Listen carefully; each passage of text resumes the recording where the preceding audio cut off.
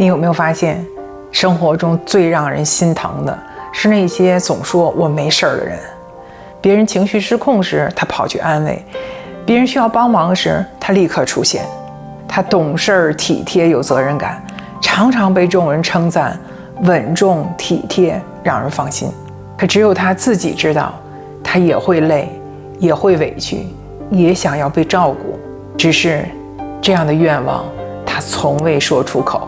心理学上把这样的人叫做功能性坚强者。表面上他们是大家的依靠，但私下里他们已经被压得喘不过气来。懂事儿是小时候学的生存策略。很多懂事儿的人小的时候就学了一个道理，只有让别人舒服，自己才能安全。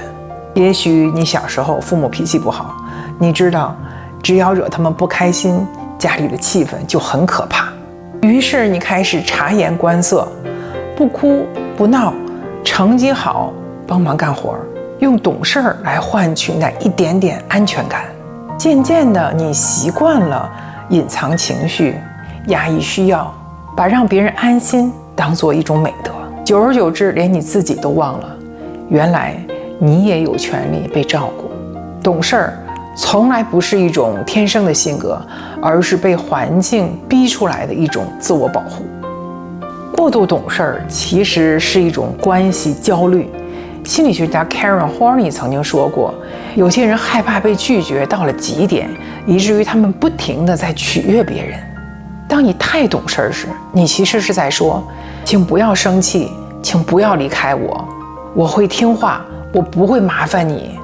这种过度的听话其实是一种对关系的焦虑，害怕失去，害怕被讨厌，害怕被忽略。于是你不断的妥协、退让、迎合，哪怕心里已满是委屈。而这份长期压抑在内心的情绪，就像静静积压在心底的湖水，表面平静，下面暗流汹涌。压抑太久的懂事会以崩溃收场。懂事的人从不吵闹，不抱怨，但有一天他们可能因为一句不起眼的话突然崩溃。不是那句话太重，而是在那个时刻，所有被压抑的情绪突然涌了上来。他们会说，我真的太累了，我不想再那么懂事了。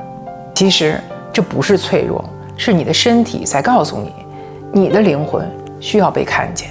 心理学上这叫情绪债务，你压得越久，越容易突然爆发。你越习惯没事儿，越容易在独处时彻底崩溃。学会不过度懂事儿，才是真正的成熟。真正的成熟不是一直懂事儿，而是知道什么时候也可以不懂事儿。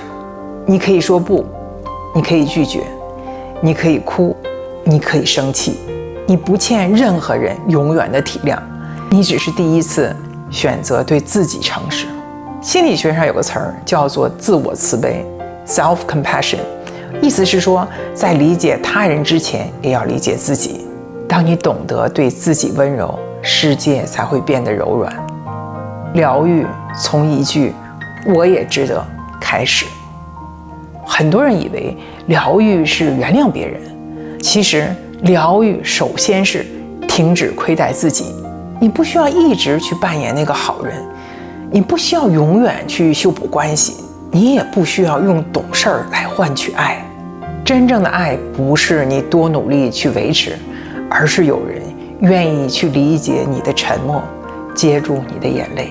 请记住，你可以很善良，但不必永远压抑自己。你可以继续爱人，但不必一直牺牲自己。你不是太敏感，你只是太认真，太希望这段关系被珍惜。如果你在人生里总是那个懂事的人，请停下来，去照顾那个懂事背后一直隐忍的自己。有时候你不需要再更坚强，你需要的是被允许软下来。别忘了，你从未不够好，你只是该开始学会把温柔也分给自己一点。如果这些话让你有一点共鸣，请记得你并不孤单。在这里，我们一起学习如何把温柔还给自己，也把理解送给这个世界。欢迎订阅频道，让我们在下个故事里再次相遇，一起用心理学温柔地照亮生活。我们下次见，拜。